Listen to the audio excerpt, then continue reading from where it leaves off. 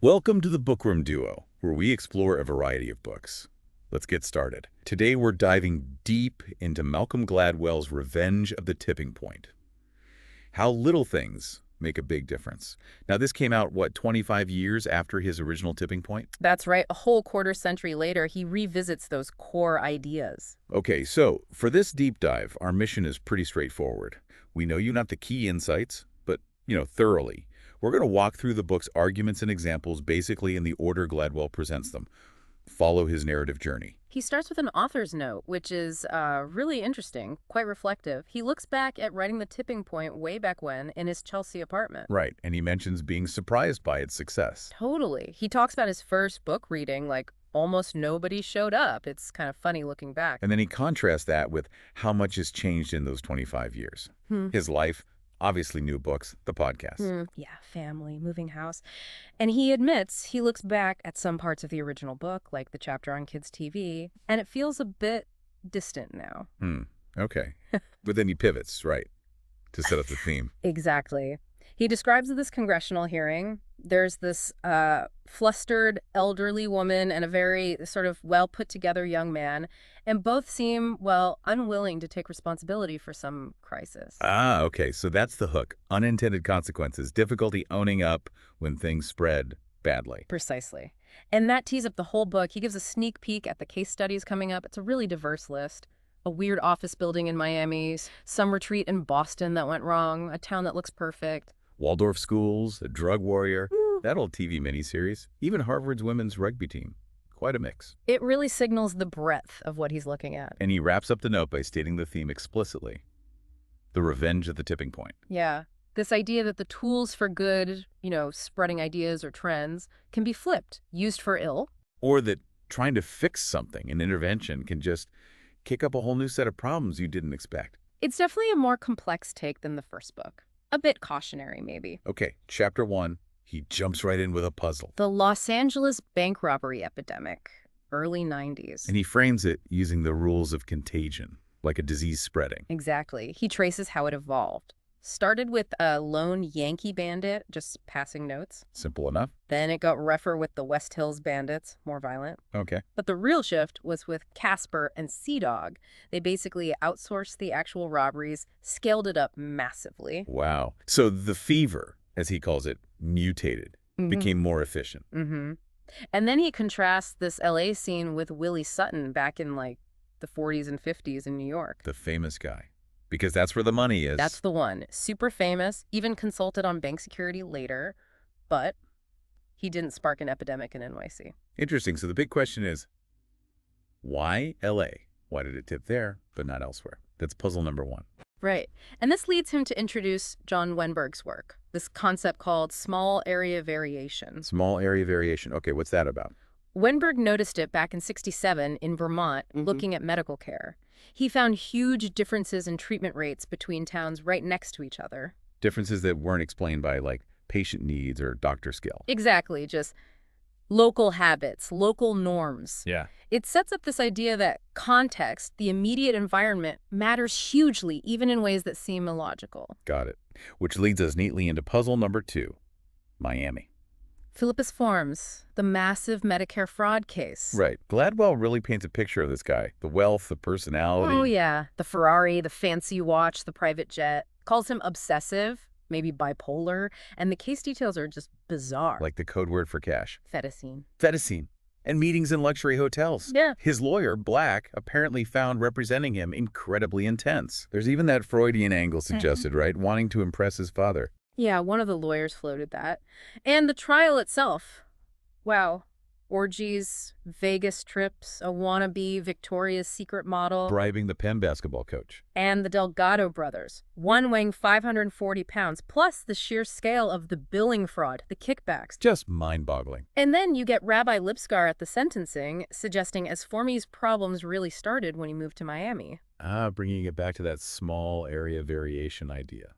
The environment. Exactly. This is where Gladwell introduces the overstory concept. The forest canopy analogy. Yeah, like the top layer of leaves in a forest, it shapes everything underneath the light, what grows. It's an implicit influence, not an explicit rule. So a local context, an atmosphere that shapes behavior. And he gives another example, cardiac catheterization rates. Way different in Boulder versus Buffalo. And it wasn't about skill, but local factors, like Buffalo being near Canada, using a different technique earlier. Right. Local influences creating these different overstories. Okay, so back to Miami. The argument is that Miami's overstory was just ripe for Medicare fraud. Pretty much. Medina, the prosecutor, noticed all these pharmacies popping up everywhere. Patient recruiters were incredibly brazen. And the first federal strike force against Medicare fraud was set up there, wasn't it? It was. Gladwell describes the fraud there as uniquely shameless, brazen. Like leaving a nominee owner to die, or billing HIV meds for homeless people getting vitamin B12 shots. Horrifying stuff. The key element of the Miami overstory, he says, was basically use your imagination, be creative with the fraud. And he describes that mysterious office building filled with fake-looking medical offices. Yeah, the merchandise mart, too. Looked legit on the surface, but often empty or just staged. All very superficial. So how did they finally get S-forms? It unraveled step by step. Medina started with a corrupt pharmacist, which led to the Delgado brothers, and they implicated S-forms, detailing the whole scheme with Larkin Community Hospital, keeping his nursing homes full to meet Medicare rules. And S-forms himself got paranoid as the feds closed in. Became very demanding, yeah. Willie Delgado even testified. S-formies claimed he had government connections, mentioned a big donation to a presidential campaign. And the final twist. The final Miami twist, as Gladwell calls it. S-formie's sentence gets commuted by Donald Trump. Who then moves down to South Florida himself. Right. And later, S-forms pleads guilty in a retrial, pays a massive fine, but avoids more jail time. Just Miami. Okay, quite a story. Now, Chapter 3 moves us to Poplar Grove. Puzzle number 3. The seemingly perfect town. The realtor paints this idyllic picture, right? Safe, good neighbors, nice downtown, waterfront. Yeah, and crucially, a homogenous population. Shared values, especially around achievement, academics, and sports. And the high school has this amazing reputation. Yeah. Parents want to keep their kids in that bubble. Contrasting it with the town next door, Ansdale, which is seen as less prestigious. Gladwell calls Poplar Grove a monoculture. Exactly. Very little diversity. Strong, uniform expectations for the kids. Top grades, sports glory, elite colleges. Then probably come back to Poplar Grove. He uses that analogy about cheetahs. The skin graft? Yeah, illustrating how little different there was in the social environment. Everyone's basically the same model. And the pressure on the kids sounds intense. Constant talk of AP classes, championships. What's weird, though, is that the sociologists studying it, Mueller and Bruton, found no real gap between what parents wanted and what the kids said they wanted. Unlike typical high-pressure places. Right, and even the usual high school cliques, jocks, nerds, druggies, weren't really distinct. It was like everyone had to be the high-achieving version of their type. No space between the groups. Did they find anyone who rejected the whole thing? It was hard. They mention a kid named Scott, but his rejection seemed kind of shaky, unsure about the outside world. And a girl, Molly, a self-described rebel, but she still hit a lot of the ideal kid marks and went off to a great university anyway. Even the high school principal had choice words for the parents. Yeah, quote, "The parents are out of their fucking mind." Tells you something. But underneath all this perfection, there was an epidemic. A tragic one. A cluster of suicides among high school students. Far higher than the expected rate. Way beyond statistical norms for a school that size. It created this climate of fear, but also, chillingly, normalization? And the kids who died often seemed perfect. The stars. That was the really devastating part. The sports stars, 4.0 GPAs, seemingly happy kids, which made others think, if they can't make it here, how can I? Gladwell compares this monoculture epidemic to the Florida Panthers. Mere extinction from inbreeding. And the solution there was introducing genetic diversity, bringing in Texas Panthers. So the implied solution for Poplar Grove is break up the monoculture. Introduce difference. Yeah, but he notes the parents would likely resist. The very things they moved there, for the school ranking, the AP classes, the sports titles, might disappear if the monoculture was diluted. He contrasts it with his own high school experience, which sounds much less intense. Apathetic students, few championships, maybe less pressure is healthier, in a way. And then he connects this idea of fragile monocultures to white flight. Right. how American cities could change rapidly demographically after just one non-white family moved in. Driven by fear, property values, changing dynamics, it shows how homogeneity can be easily disrupted. This leads into Rosabeth Kantor's work on group proportions. Yeah, her point that integration isn't just about numbers, it's about how much. She found that skewed proportions, lots of one group, very few of another, can be toxic environments. Like the examples of Ursula Burns at Xerox or Indra Nooyi at Pepsi. Exactly. Often being the only one means you're seen as exceptional, maybe facing different standards or pressures. Then there's Saul Alinsky's controversial take on quotas. Yeah, despite the negative history, especially for Jewish people at elite schools, Alinsky argued quotas could help integration. If the majority knew the minority would stay a small, fixed percentage, maybe they'd be less resistant. It's a provocative thought. And this ties back to Kantor's research suggesting a kind of magic number. Around a third, maybe? The Yeah. magic third. Like 3 minority members on a 9-person board could start to shift the dynamics. And Damon Centola's experiment found a similar tipping point. The magic quarter, around 25%. In his name game study, once dissenters hit that level, the consensus could flip suddenly. He even brings in educational research. Tarayoso's work, finding the test score gap vanished in classrooms where minority students were over 25%. It's like reaching a critical mass changes the whole environment. Then he wraps up with the Lawrence Tract in Palo Alto. A deliberate attempt at social engineering, aiming for a racial mix. But they face huge challenges, including fears of hitting that magic third of black residents and triggering white flight. It shows how tricky managing these proportions intentionally can be. Okay, moving on. Chapter 5. The mysterious case of the Harvard women's rugby team. Yeah, adding women's rugby as a varsity sport at Harvard in 2013 seems odd, right? Given how many sports they already have, and rugby's not exactly huge for American women. Injury-prone, too. Means they have to actively recruit, sometimes internationally, like the squash coach going to New Zealand. So the question is, why give athletes such a big admissions advantage? Sometimes over academically stronger students. Gladwell suggests being a top athlete might be the easiest way in. It's a provocative claim. And he links it back to Harvard's history with Jewish admissions in the early 20th century. Under President Lowell, creating those special categories, J1, J2, J3. To track and limit Jewish enrollment, which had hit over 27% by 1925, close to that magic third. So Harvard shifted to more subjective criteria. Recommendations, essays, interviews. Exactly, as a way to subtly control the numbers, aiming for around 15% Jewish students without being overtly discriminatory, a way to manage proportions. And Gladwell argues that while the overt anti-Semitism faded, the structure of those reforms stuck around. Giving Harvard the tools to keep managing its group proportions over time. He contrasts Harvard's stable Asian American enrollment percentage with Caltech's, which fluctuates more based on pure meritocracy. Right, suggesting Harvard actively manages those numbers. And he notes only one group consistently exceeds the magic third there. So the implication for women's rugby is? It's likely another mechanism, another lever Harvard pulls to maintain its desired demographic mix. Then he brings in the Amin Khoury case, Yeah. the guy who allegedly bribed the Georgetown tennis coach. Yeah, trying to get his daughter admitted, even though she wasn't an elite player, apparently based on the belief that athletes always get in. And the trial testimony from Jane, the former player from a wealthy background. It really highlights the huge financial investment needed for elite youth sports and how that itself becomes an advantage in admissions. Coaches have a lot of sway. It connects to the bigger college admissions scandal with Rick Singer, too. The lengths people go to, the money involved, all part of this system where factors other than pure academics play a huge role, especially at elite schools like Harvard. Gladwell also mentions the Supreme Court case about UT's affirmative action. And Chief Justice Roberts' frustration about not getting a clear definition of critical mass. It points to this unspoken goal of managing group proportions in higher ed. Leading to his conclusion that social engineering has become, sort of quietly, a major activity of the American establishment. Yeah, a pretty strong claim. Which then shifts dramatically in the next chapter. Chapter 6, the accidental superspreader.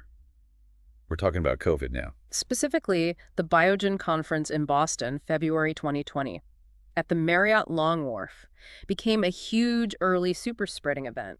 Right, the virus spread from there to another conference, then Florida, North Carolina. It's a stark contrast to what he just discussed, deliberate social engineering like Lawrence Tract or Harvard admissions. Now we're dealing with the messy reality of how epidemics actually spread. And he contrasts the biogen outbreak with Boston's first known case, the student from Wuhan. Who infected nobody. It shows how unpredictable transmission can be. It's not automatic. Then the Broad Institute's genetic analysis. That was revealing. Hugely showed that out of over 120 different introductions of COVID strains into Boston, most just died out, hit a wall. But a few. A tiny fraction caused massive outbreaks, and the Biogen strain, C2416T, was the biggest. Spread to 29 states, other countries, infecting possibly hundreds of thousands. It brings back the law of the few from the original tipping point, doesn't it? Absolutely. The idea that a small number of people or sources are responsible for the vast majority of the effect.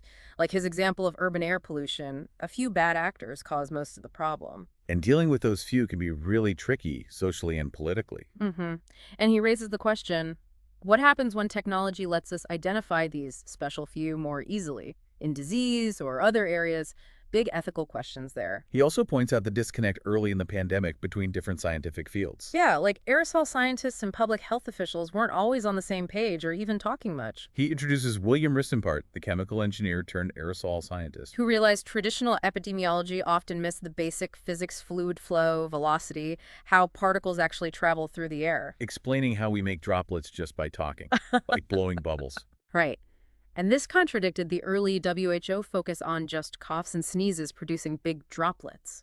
Risenpart and others were saying, no, talking releases tons of tiny aerosols that float much longer. They suspected aerosol transmission was key for COVID. Which helped explain the Biogen case, because simple contact tracing in that room didn't add up. This leads to the idea of super shutters. Individuals who just naturally exhale way more particles than average.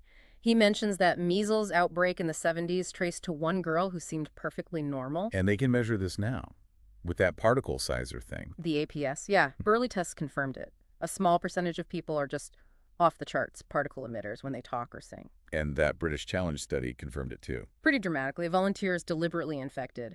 86% of the virus particles detected came from just 2 people. Super shedders are real and have a huge impact. So the theory for Biogen is Mr. Index. The likely unknown superspreader.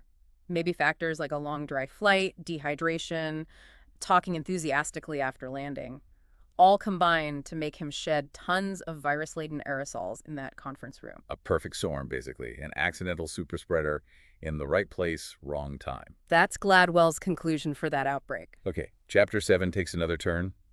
The storytellers. Changing the big cultural narratives. Yeah, how do you change the zeitgeist, the big overstory? He starts at the first U.S. Holocaust Museum, opened in L.A. in 1961 by survivors. But it grew really slowly at first. Surprisingly slowly. Which raises the question, why did it take 15-plus years after WWII for even one monument, and so long for the idea to really catch on nationally? He suggests there was a kind of resistance or maybe just lack of widespread understanding in post-war America. Seems so. He shares stories from LA survivors who didn't talk about it, even to their kids, and how even some Jewish people then didn't grasp the full scale of it. And the word Holocaust itself wasn't common then. Not with a capital H as the term for the genocide. People used phrases like Nazi atrocities, but often hesitantly. Until the 1978 NBC miniseries, Holocaust. That was the turning point, he argues. Despite historical criticisms, it reached over 100 million Americans. It made Holocaust the word and really sensitized the public. He connects this to that research on TV's power in the 70s, Gerbner and Gross. Yeah, back when everyone watched the same few channels, their work suggested heavy TV viewing could actually homogenize views on social issues, regardless of ideology. Shared stories shaping consciousness. He uses that Eisenhower anecdote too. Seeing the survivor's tattoo, illustrating how hard it was for Americans initially to comprehend the reality. And even in Germany, the early memorial attempts were subtle, hesitant. Like in Bissingen, planting trees on a former campsite, a societal struggle to confront the past directly. So even 30 years after the war, the Holocaust wasn't really central in mainstream history or survivor stories or Hollywood. Until that miniseries Bro the Silence, he brings in Václav Havel's idea of living within the lie. In totalitarian states where everyone pretends to believe the official story. Right. Havel argued small acts of truth-telling could chip away at that. And Gladwell suggests the Holocaust miniseries, flaws and all, was a massive act of breaking the silence in America. It gave the horror a name and a shared reference point, storytellers changing the overstory. Powerful stuff. Chapter 8, The Accidental Activist, shifts to LGBTQ plus rights. Specifically, the decade leading up to widespread acceptance of same-sex marriage. He starts with the setbacks in 2004. When all those state ballot measures banning it passed, it must have been discouraging for activists. Hugely. Felt like they were going nowhere. So they had that summit in Jersey City, shifted strategy. To a long-term, state-by-state approach, starting with easier stuff like domestic partnerships first. Exactly. Back then, 2005, they were thinking it might take 20, even 40 years to get marriage equality nationwide. But then public opinion shifted incredibly fast. Within about a decade, Sashi Eisenberg called it the biggest shift he had ever seen. And Gladwell suggests activists focused on laws and courts maybe missed the crucial cultural shifts happening underneath. Which brings him to another TV show. Or movie. A 1992 TV movie, Doing Time on Maple Drive. Considered decent for its time. Perfect family. Golden child brings fiancé home. There's a twist. Big one. The son, Matt, reveals he tried to crash his car not to avoid a dog, but to avoid living a straight life. Shows his intense internal struggle, the shame associated with being gay back then. Gladwell analyzes how it, maybe unintentionally, reinforced negative ideas. That being gay was a problem. Yeah, Matt sees it as a burden, fears AIDS. It's portrayed as something tragic to be overcome. He contrasts this with feminist shows of the era, like Mary Tyler Moore, which often showed successful women as single, maybe implying a conflict between career and relationships. So Maple Drive presented being gay as a problem. How does Will and Grace fit in? Premiered in '98. Key difference. Gay characters were central, not side stories. And crucially, their homosexuality wasn't the problem to be solved. They were just living their lives, having relationships. Normalizing it. Exactly, the implicit message. You can be gay and funny, successful, loved, normal. And the creators were kind of aware of this. Muchnick joking about the gay conspiracy. Seems like they knew they were doing something new, putting an openly gay man front and center. Again, it connects to Santola's Magic Quarter, maybe reaching that 25% threshold of visibility and positive portrayal helps tip public opinion. He talks about the marriage equality campaign in Maine, too. After losing in 2009, they changed tactics. Focused on one-on-one conversations, finding reachable voters, and they won the next vote in 2012. And when they asked people who changed their minds why. Focus groups pointed to television as the #1 place they'd heard about and thought about the issue. Wow. Even Rick Santorum admitted pop culture, especially Will and Grace, did more than politics to change minds. That's what Gladwell quotes. The show aired when political progress was stalled, but seemed to precede or catalyze this huge cultural shift. So The Accidental Activist was a sitcom. That's the argument. A TV show changed the cultural overstory by normalizing gay characters and relationships in a way nothing else had. Fascinating. Okay, last chapter. Yeah. Chapter 9, The Runners. Back to the opioid crisis. Starts with that congressional testimony from Keith Sackler from Purdue Pharma, claiming she couldn't see anything they could have done differently regarding OxyContin. And Gladwell uses that to apply all the concepts from the book Superspreaders, Proportions, Overstories to the opioid epidemic. Right. He notes it's mainly an American problem, large area variation compared to other countries. But also small area variation within the U.S., based on prescription rates between states. Exactly. CDC data shows huge differences. So what's the relevant overstory causing that variation? He introduces Paul E. Madden, California, 1939, head of the state's narcotic enforcement. Very anti-drug, but his big concern became legally prescribed painkillers being diverted. So he brought in the triplicate prescription pads, the first state to do it system-wide. Doctors had to use these special pads for opioids. One copy went straight to Madden's bureau, created real oversight. And he made an example of that one doctor, Hausman. Sent him to San Quentin for bad record keeping. That sent a very clear message. Madden was serious. It created an overstory of strict regulation in California. Which contrasted sharply with states that didn't have triplicate laws, like Texas, Florida. Yeah, the triplicate-free zones. Doctors there felt less scrutiny, more comfortable prescribing opioids. He quotes Houston doctors worried about being questioned, preferring to avoid the extra effort of the triplicate system. And the data on orthopedic surgeons backs this up. Lower prescribing in the West and Northeast. Significantly lower rates in California-dominated West and New York influenced Northeast, another state with strong regulations, compared to the South, the triplicate-free zone. Clear regional difference. Then Purdue Pharma comes in with OxyContin. How did they fit into this? After the initial launch, they used McKinsey consultants to identify the highest prescribing doctors, the core and supercore. The super spreaders of opioid prescriptions. Exactly. And these doctors were often in those less regulated states, less likely to question Purdue's marketing about low addiction risk. And Purdue focused their sales efforts heavily on them. Dramatically. He shows the huge increase in sales calls to these doctors in Tennessee, a non-triplicate state, between 2007 and 2016.